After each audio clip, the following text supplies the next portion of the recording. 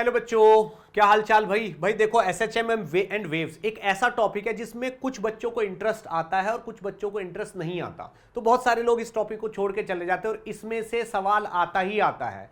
और एसएचएम तो एक ऐसा कॉन्सेप्ट है जिसमें जो 12th के बहुत सारे टॉपिक में भी यूज होता है। ठीक है, तो बच्चों यहां पे इस सेशन में मैं आपको एसएचएम और वेव्स का हर फॉर्मूला बताऊंगा, हर टर्म्स का मीनिंग बताऊंगा, हर फॉर्मूले और हर कॉन्सेप्ट पे कोई ना कोई सवाल जरूर कराऊंगा मैं आपको। तो अगर आपने ये सेशन कर लिया तो आपके 2 क्वेश्चन पक्के हैं, 2 क्वेश्चन श्योर है, यानी कि प्लस के 8 मार्क्स आपको पक्का मिल जाएंगे इस सेशन को करने के बाद। क्यों ऐसा मैं क्यों बोल रहा हूं?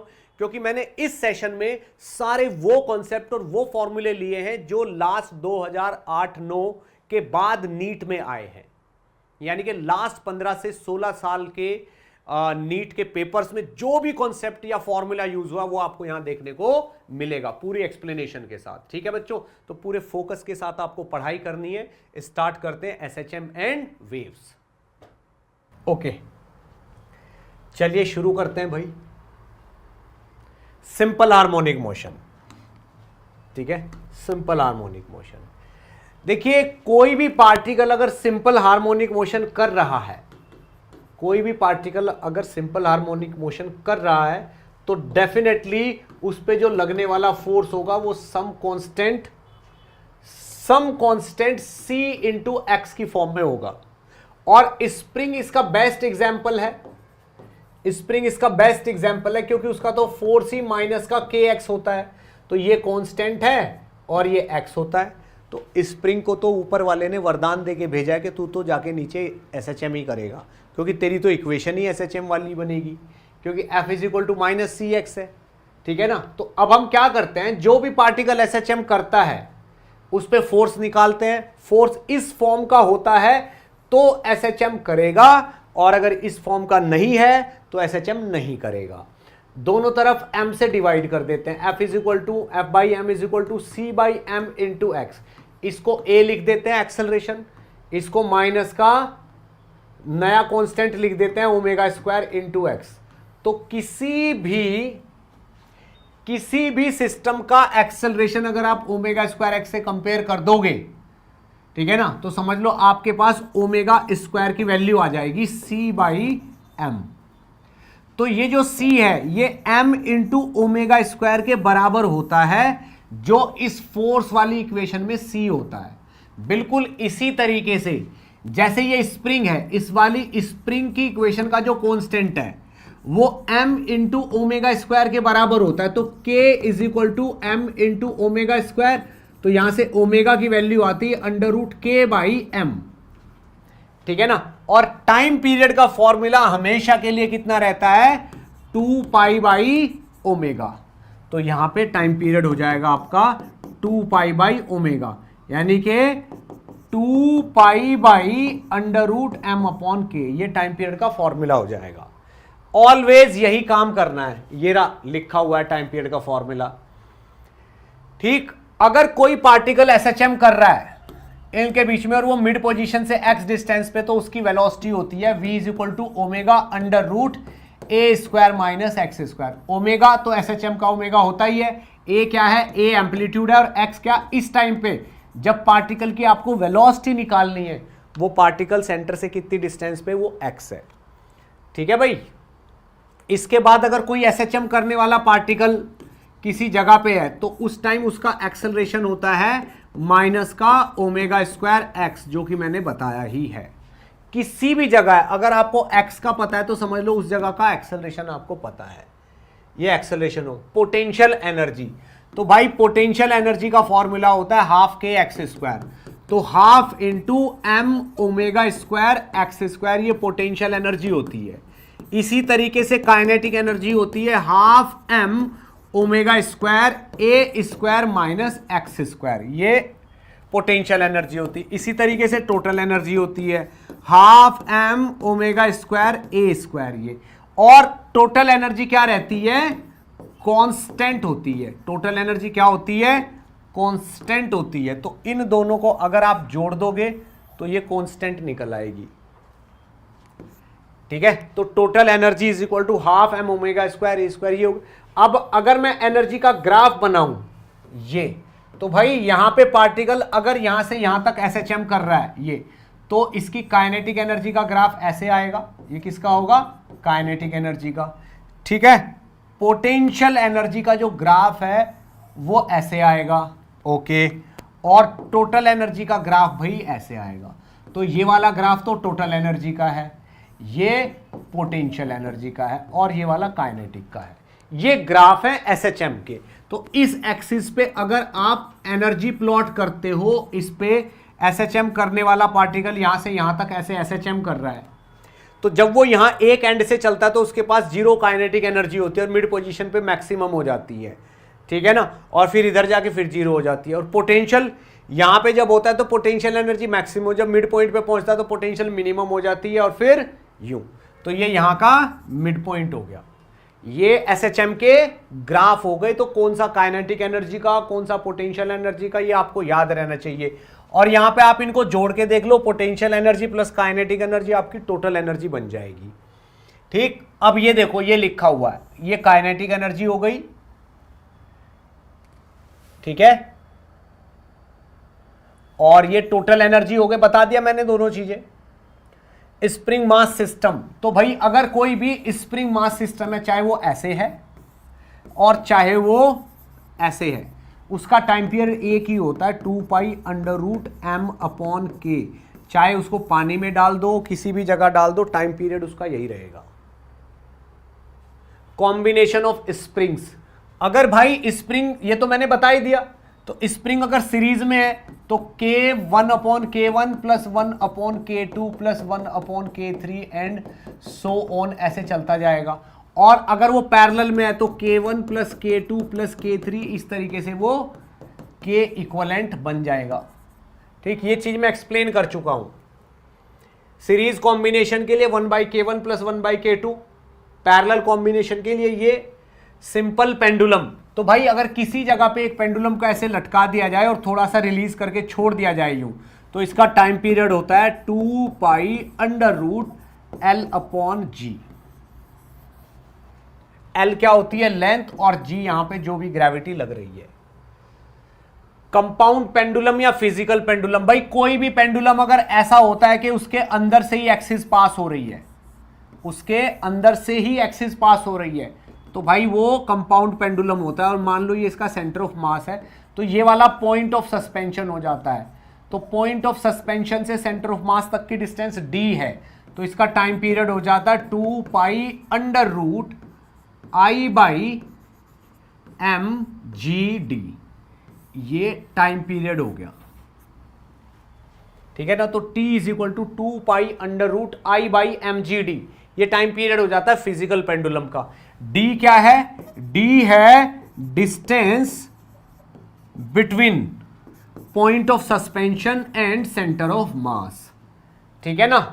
अब अगर इस पे मैं एक एग्जांपल लूं, इस पे मैं अगर एक एग्जांपल लूं यहां पे, ठीक है ना, तो जैसे भाई मान लो ये एक रॉड है ऐसे, कोई कहता है कि रॉड का सेंटर तो ये है, एक ये है और एक ये, इस पॉइंट से इसको ऐसे लटका दिया, m मास और l लेंथ की रॉड है, तो पूछा जा रहा है इसका टाइम पीरियड बताइए कितना होगा।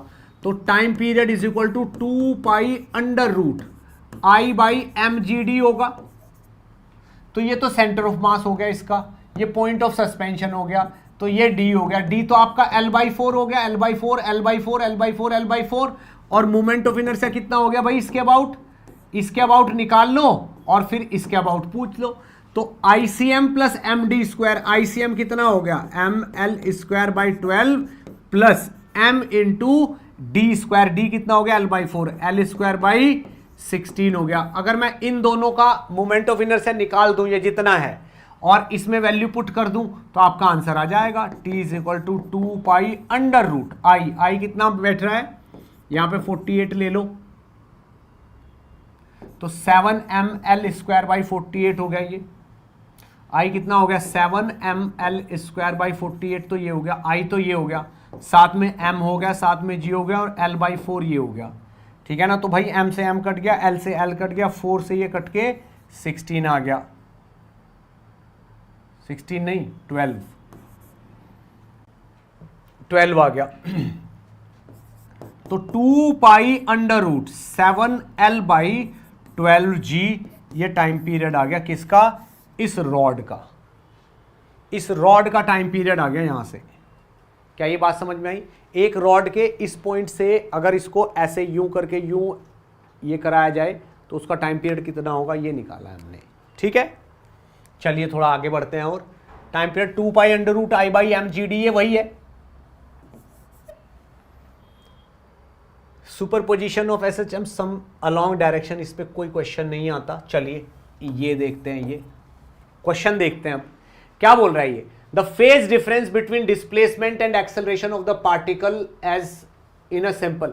ये बोल रहा है कि फेज डिफरेंस बताना है किसमें, एक्स एंड ए में। तो हमें पता है कि a is equal to some minus का कांस्टेंट सी इंटू एक्स होता है। तो अगर एक्स पॉजिटिव में होता है तो ए नेगेटिव में होना ही होना है। तो फेज डिफरेंस कितना रहेगा, पाई। अपोजिट होंगे ना ये, ऑलवेज ऑलवेज ऑपोजिट होंगे, तो भाई फेज डिफरेंस पाई रहेगा। तो पाई रेडियन, ये डी ऑप्शन आपका सही बन जाता है। ठीक है, नेक्स्ट क्वेश्चन देखना। अब नेक्स्ट क्वेश्चन किसके लिए है, 4 नंबर के लिए। देखते हैं कितने लोग करते हैं। चलो भाई, ये 4 नंबर का सवाल है, इसको जरा सॉल्व करके मुझे दिखा दो। प्लस के 4 नंबर का सवाल है। A particle executing SHM having amplitude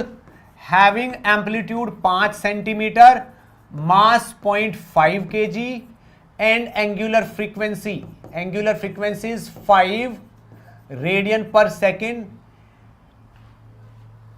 ठीक है, is 1 centimetre from mean position. X is equal to 1 centimetre पे है from mean position, 1 centimetre from mean position पे है ये। Find potential energy and kinetic energy. तो पहले काइनेटिक लिखी है, फिर पोटेंशियल लिखी है। तो भाई पोटेंशियल एनर्जी निकालना तो बड़ा ही आसान काम है। Half into M 0.5 into half M omega square.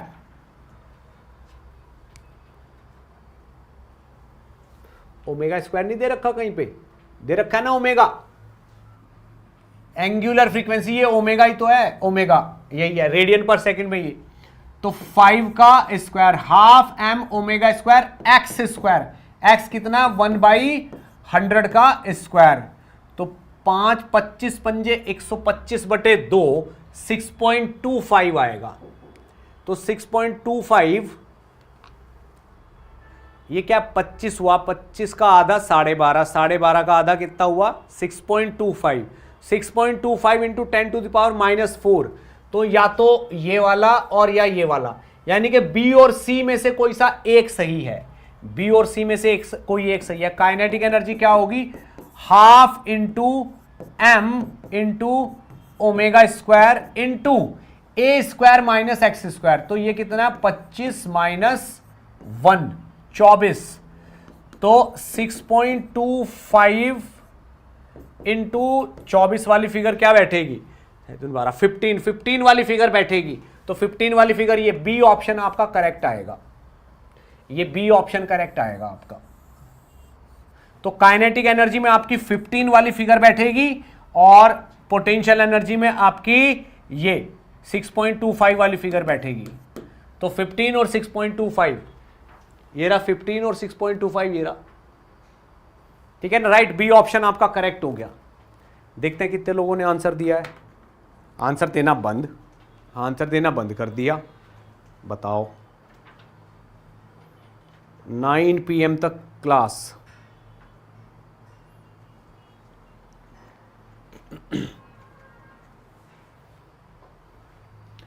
Next question के लिए रेडी हो जाओ भाई। जेरा, given that equation of SHM is y is equal to the time period. अरे भाई साहब, ये तो वेव की इक्वेशन है। तो y is equal to a cos omega t minus kx। ठीक है ना, तो ओमेगा की वैल्यू कितनी आई, π/2 इंटू 100 इज ओमेगा। कंपेयर कर दिया, π/2 के अंदर मल्टीप्लाई की तो 50 पाई इज योर ओमेगा। तो ये क्या पूछ रहा है, time period. Time period is equal to 2 pi by omega. 2 pi as it is, omega कितना हुआ 50 पाई। पाई से पाई कैंसिल, 1/25। तो 0.4 वाली फिगर आएगी। 1/25 मतलब 0.4 वाली फिगर आएगी। ये ए ऑप्शन आंसर में होगा। ए ऑप्शन आंसर होगा। 1/25 तो 0.04 वाली आई ना। ये वाला देखो, a body oscillate with SHM as x is equal to 5 cos 2πt plus π/4। ये कह रहा है ये instantaneous displacement at t is equal to 1 second. तो वो बोल रहा है कि t is equal to 1 second पे x बताइए कितना होगा। तो भाई इसमें t की वैल्यू कितनी डाल दो, 1 सेकेंड। t की वैल्यू 1 सेकेंड डाल दो, ठीक है ना। तो ये हो जाएगा x is equal to 5 into cos 2π plus π/4। तो भाई 5 इंटू 2π प्लस π/4 तो π/4 ही होता है, कॉस π/4 यानी कि 5 इंटू कॉस 45 यानी कि 5/√2 आपका आंसर होगा। कहां है 5/√2? डी ऑप्शन आपका आंसर है। क्या ये मेरी बात समझ में आ रही है? आगे बढ़ते हैं। Okay, general equation of a wave motion. अगर मैं वेव मोशन की बात करूं तो उसकी जनरल इक्वेशन होती है y is equal to a sine omega t minus k x. भाई ये जनरल इक्वेशन होती है, वो भी ठीक है, वो भी ठीक है। जनरल इक्वेशन ये वाली होती है। अब हो सकता है साइन की जगह कॉस हो जाए, ठीक है ना, ओमेगा टी बाद में आ जाए, के एक्स पहले आ जाए, तब भी ये वेव की इक्वेशन ही होती है। ठीक, express in this okay, represent wave this okay. अब एक चीज और है, अगर यहां पे ये वाला साइन पॉजिटिव है तो जो वेव है गोइंग इन नेगेटिव डायरेक्शन, और अगर ये वाला साइन नेगेटिव है तो wave going in positive direction. अगर ये वाला साइन ओमेगा टी और के एक्स के बीच में माइनस है तो ये समझ लीजिए पॉजिटिव डायरेक्शन में चल रही है, और ये बीच का साइन प्लस है तो वेव नेगेटिव डायरेक्शन में चल रही है। क्या ये बात समझ में आती है? Terms related to wave motion, क्या क्या टर्म्स है भाई बताएं। Speed of transverse wave along a string. भाई वेव की वेलोसिटी क्या होती है? √T/μ। किसी भी स्ट्रिंग में अगर टेंशन T है और इसका मास पर यूनिट लेंथ म्यू है तो इसमें जो वेव की वेलोसिटी है, velocity is equal to √T/μ, ये हो जाएगी। Power transmitted along the string, power का फॉर्मूला होता है भाई, power is equal to 2π² μ v f²a²।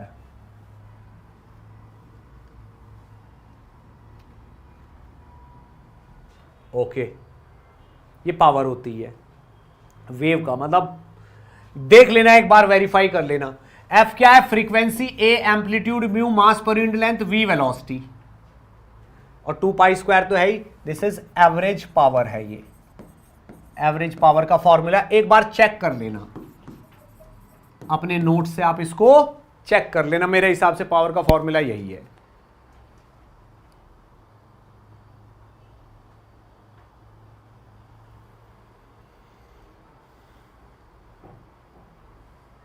Standing और स्टेशनरी वेव, देखो क्या होता है, जब किसी स्ट्रिंग में एक वेव इस तरफ चलती है और दूसरी वेव ऐसे चल जाती है, तो भाई कुछ पॉइंट यहां पे स्टेशनरी हो जाते हैं, वो मूव नहीं करते।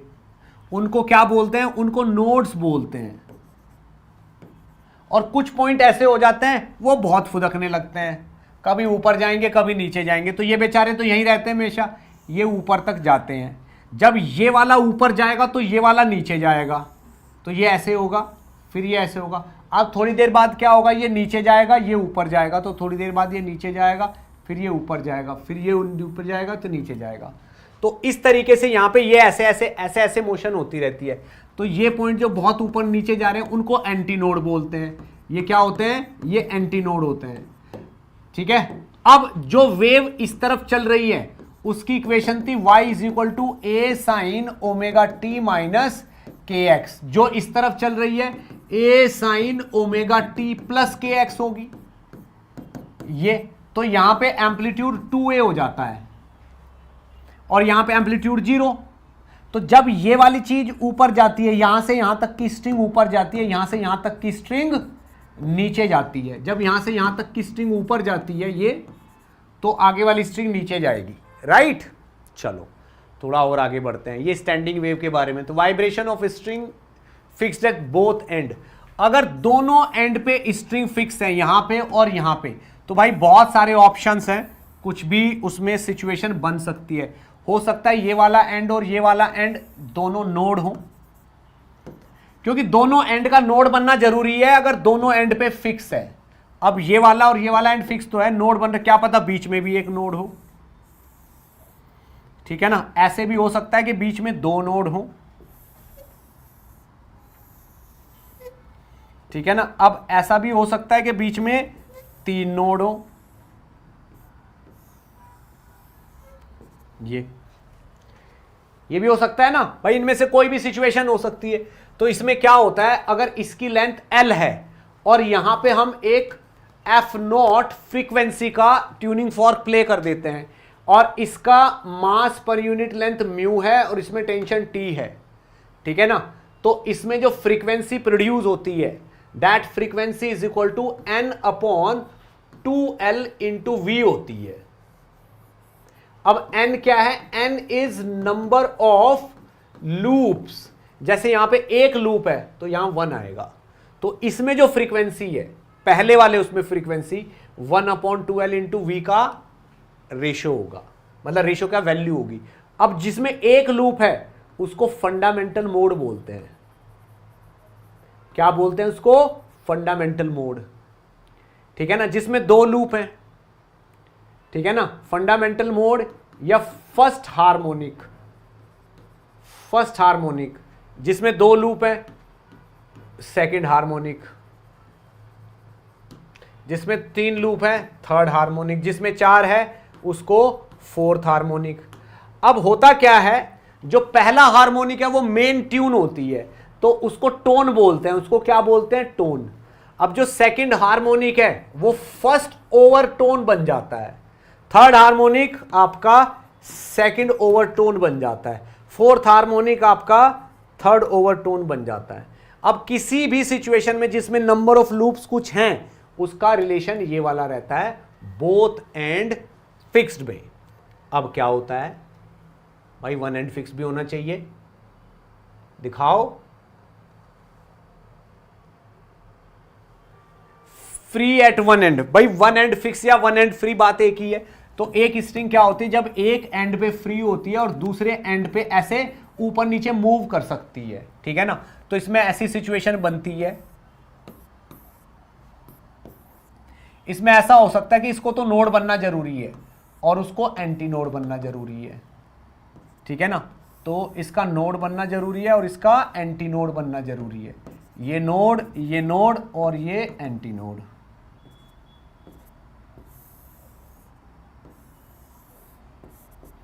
ये नोड और ये एंटी नोड और ये भी नोड।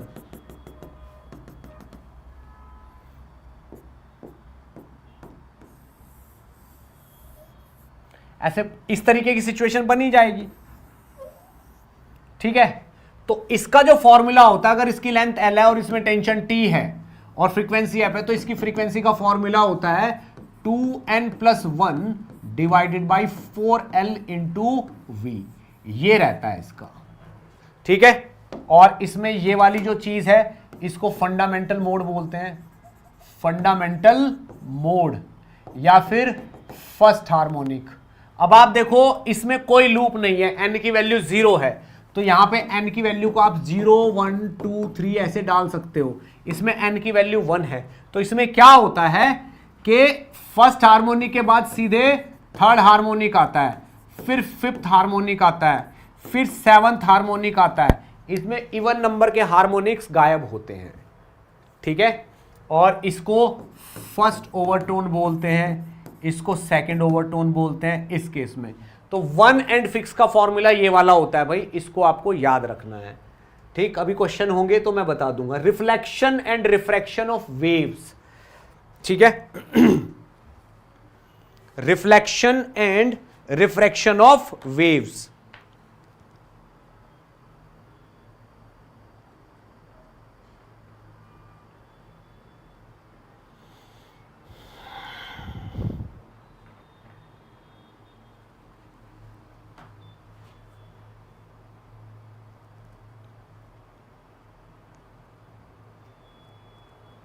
ओके देखो भाई क्या होता है रिफ्लेक्शन का मतलब तो ये होता है कि अगर कोई वेव जा रही है और इस मीडियम से वेव ऐसे जा रही है और रिफ्लेक्ट होके वापस आ जाती है।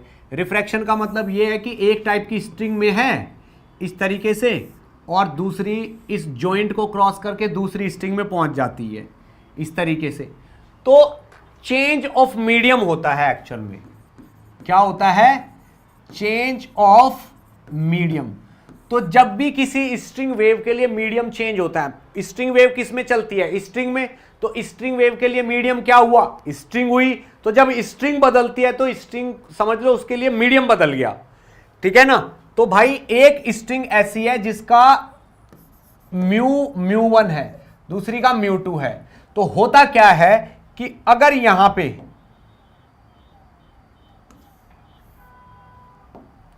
ये जो दूसरी स्ट्रिंग है जिसका म्यू2 है, म्यू मतलब मास पर यूनिट लेंथ, इसमें मान लो एक वेव आ रही है, तो होगा क्या?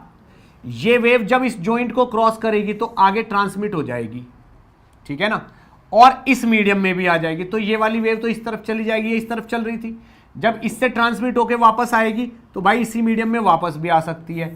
अब ऐसा भी हो सकता है कि ये उस मीडियम में तो वैसे ही चली जाए लेकिन इस मीडियम में पलट के आए।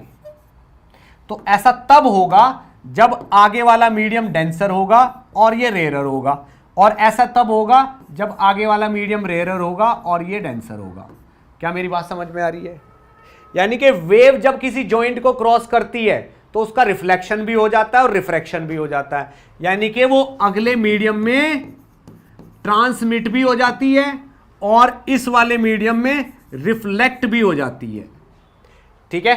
तो सेम फेज में रिफ्लेक्ट हो जाएगी अगर सामने वाला मीडियम रेयरर है, लेकिन पलट के रिफ्लेक्ट होगी अगर सामने वाला मीडियम डेंसर है। तो सामने वाला मीडियम डेंसर है तो पाई का फेज चेंज आ जाता है वेव में, ठीक है ना। पाई का फेज चेंज आ जाता है, राइट, जब यहां पे मीडियम चेंज होता है और सामने वाला मीडियम डेंसर है और वेव ट्रांसमिट हो जाती है आगे, ठीक है। कुछ भी पूछा जा सकता है, वन लाइनर क्वेश्चन आ सकता है। इसमें क्वेश्चन देखो क्या क्या लिख रहा है, ये बोल रहा है wave of amplitude this, velocity this and wavelength this is travelling along positive x direction. मतलब जो ब्रैकेट आएगा उसमें बीच में माइनस आएगा।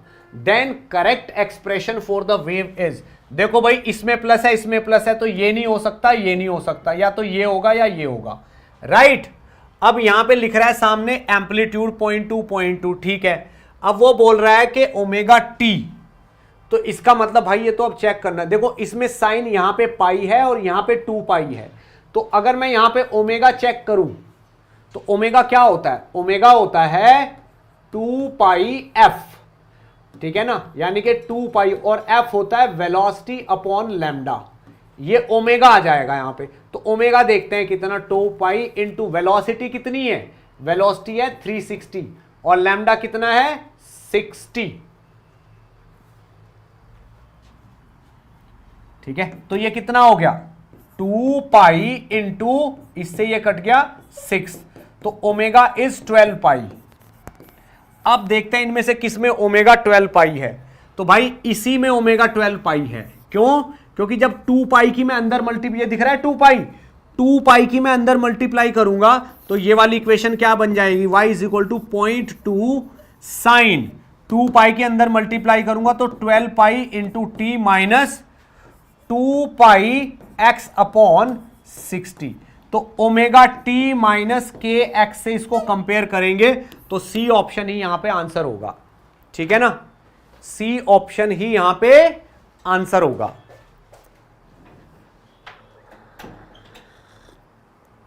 ठीक है बेटा, वेव्स में तो ये कितना हो गया? 12 पाई। तो सी ऑप्शन हमारा आंसर हो गया।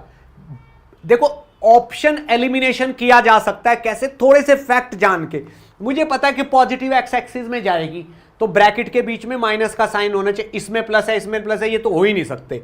इनमें माइनस, दोनों में से कुछ एक है। दोनों में क्या अंतर? यहां भी x/60 एक्स, लेकिन यहां 2 पाई है और यहां पे पाई है। इसका मतलब ओमेगा की वैल्यू निकाल दो, उसी से पता चल जाएगा, ठीक है भाई। चलो नेक्स्ट क्वेश्चन देखते हैं, तैयार हो जाओ नेक्स्ट क्वेश्चन के लिए। ये लो नेक्स्ट सवाल ये रहा।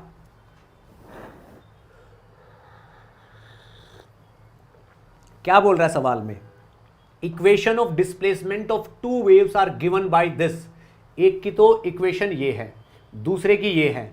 Then what is the ratio of their amplitude. भाई ये ट्रिग्नोमेट्री लगाओ यहां पे। 5 तो ये हो गया। अब इस ब्रैकेट में से 2 कॉमन ले लो। तो अगर मैं यहां पे 2 कॉमन ले लेता हूं तो 1/2 साइन 5 पाई टी आ गया, प्लस का √3/2 कॉस 5 पाई टी आ गया। अब आप खुद देखो ये वाली इक्वेशन खुद, tan तो ये आ गया, यहां पे आ जाएगा साइन 5 पाई टी, ठीक है ना, साइन ए कॉस 30 कॉस 60, तो प्लस का क्या ले लो π/60, मतलब π/3 ले लो। तो इसमें भी एम्पलीट्यूड tan ही आ गया, तो एम्पलीट्यूड का रेशो तो 1:1 हो गया। एम्पलीट्यूड का रेशो तो 1:1 हो गया ना।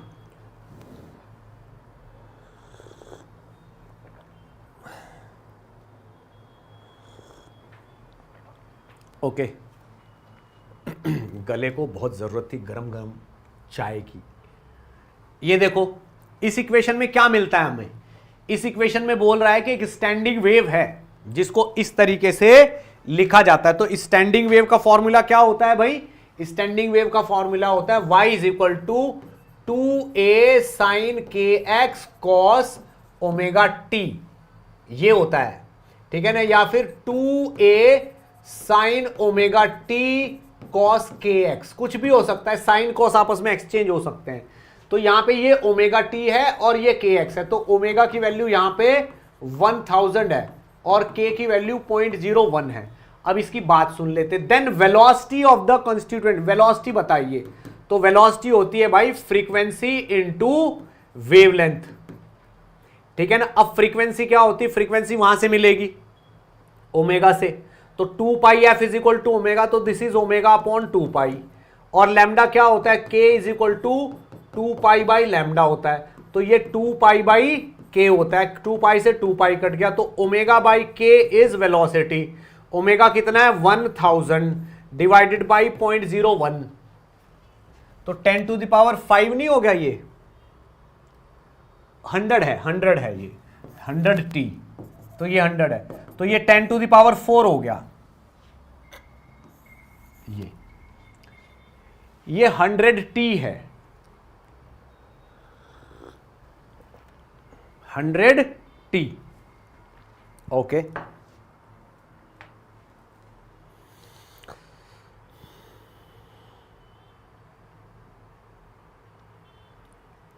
सी डैश। नेक्स्ट क्वेश्चन का आंसर बताना भाई। नेक्स्ट क्वेश्चन है 4 नंबर का, बताओ। प्लस के 4 नंबर हैं आपके, अगर आपने बता दिया इसको बताओ। देख रहा हूं मैं आंसर्स, कौन देता है आंसर फटाफट फटाफट।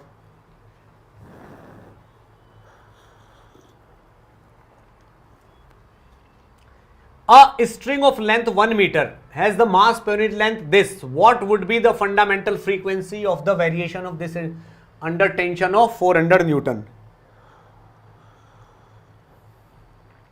करो भाई, देखता हूं मैं कितने लोग आंसर करते हैं इसका।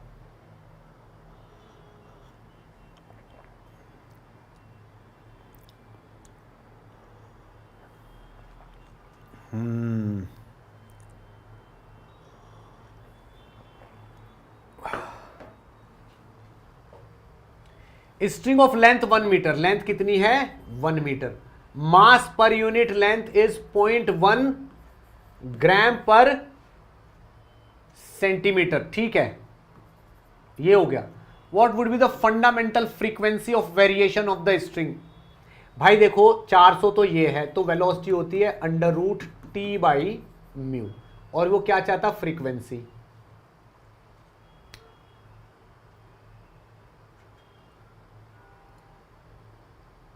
$400 न्यूटन है, स्ट्रिंग की लेंथ 1 मीटर है। फंडामेंटल अगर लेंथ 1 मीटर है तो भाई ये 1 होगा, तो यानी कि λ/2। देखो भाई लूप की लेंथ कितनी होती है? λ/2। Lambda by 2 is equal to 1 metre, तो लैम्डा यहां पे 2 मीटर आ गया आपका। अगर लैम्डा यहां पे 2 मीटर है, ठीक है ना, लैम्डा कितना है 2 मीटर, ठीक है, तो फ्रीक्वेंसी क्या हो जाएगी वेलोसिटी बाई लैम्डा। टी की वैल्यू कितनी निकलेगी 400, तो ये हो गई 400 न्यूटन है। म्यू क्या हो गया मास पर यूनिट लेंथ, कितना 0.1 ग्राम पर सीसी, यानी कि 0.1 into 10 to the power -3 kg into 10 to the power -2 metre. तो केजी पर मीटर में अगर मैं इसको कन्वर्ट करूं तो ये 0.01 हो जाएगा, तो 0.01 हो जाएगा, तो ये 200 हो गई। वेलोसिटी कितनी हो गई भाई 200 हो गई। तो velocity upon lambda is frequency, तो 200 अपॉन 2 इज 100 हर्ज। ये 100 हर्ज आपका आंसर हो गया। फंडामेंटल फ्रीक्वेंसी हो गई 100 हर्ज।